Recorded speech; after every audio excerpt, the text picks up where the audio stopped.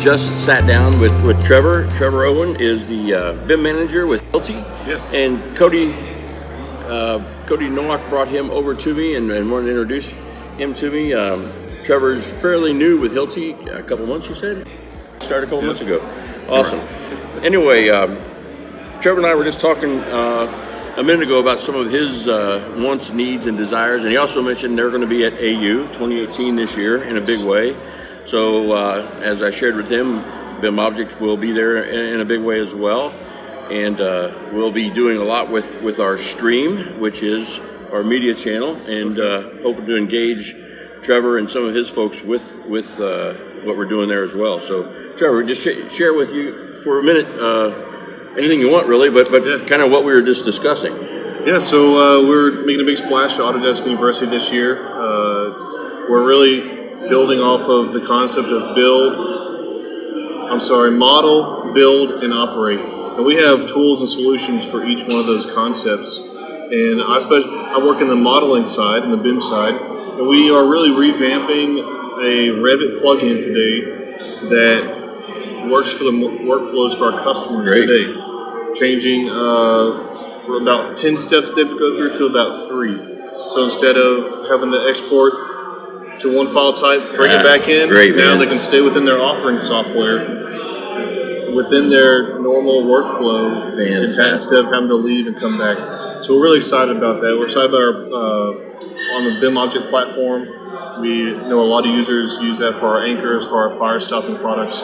When you said a minute ago some of your users, so can you give us kind of the gamut? Who are your users? Who do you see? What are your primary user base? So really everyone in the AEC community. We see engineers bringing in anchors for specifiers. We see contractors bringing in fire stop sleeves.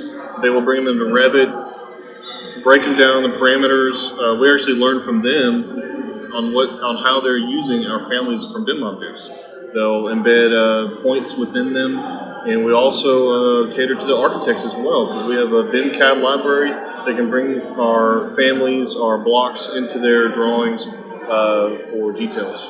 Excellent. And a minute ago you were mentioning too that you were even doing the whole material list extraction for submittals and so forth as it is today. As being the evangelist role, I suggested that that's kind of paper-based thinking, but I know that's the reality today. We're working to get to model-based and extracting data as opposed to having to have books or lists. Do you see you guys having potential to do that, and especially even with our BIM supply and Hercules modules, those would be well suited to be able to start that transition. Is anyone that you're encountering that evolved yet, or are you still pretty much the de facto standard is paper-based? So we see, a lot of companies going to a paperless job site. Mm-hmm. They're still within that paper world. Bluebeam is a big proponent of that. Great company, Submittal Exchange. So some of these owners and architects and engineers are requiring some paper trail of what's being installed.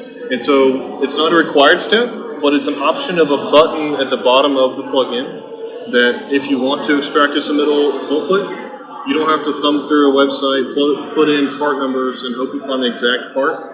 Whatever's in the BIM model from the plugin, you hit the button and it generates this whole combined PDF for you with editable text boxes so you can put in the project name, the owner, the information, builds a table of contents that's linked already.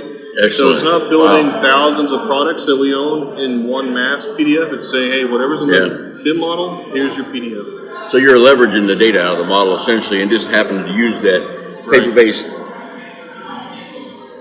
view of it for what we're doing today. And it opens a viewer within the BIM model, so you're not having to go back to a separate program. It opens up all within the plugin.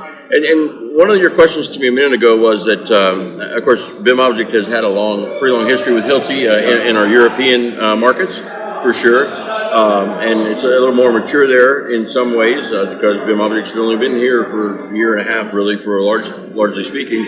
But one of one of Trevor's questions to me was about he heard about this being able to use the BIMobject platform for their content on their own website. So as I expressed, we just did a webinar that uses our product sites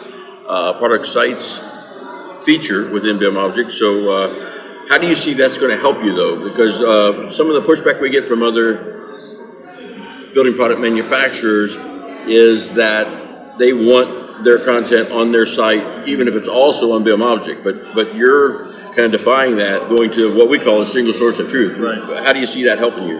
So we've seen how y'all kind of perfected this platform of opening up manufacturers to upload their BIM content and for users to go on there and download whatever file extension that they want. We acknowledge that and we say, hey, customers, instead of saying, here, go here, go to this website, go to this website, you say, go to Hilti.com, click on the BIM tab, and there's all your content. Whether it's Anchor or Firestop product, there's filterable options there.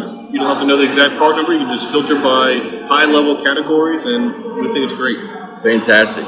That's great. Well, thanks a lot for your time, man, and good ideas. Hopefully we'll be here all weekend at the AEC Hackathon, and I know Trevor said he'd be back on Sunday, so for the wrap-up. So that'll give him a couple days to bubble up any other ideas or things he wants to chat about and get the message out. So thanks a lot, man. No problem. I appreciate it. Appreciate it. Thank you.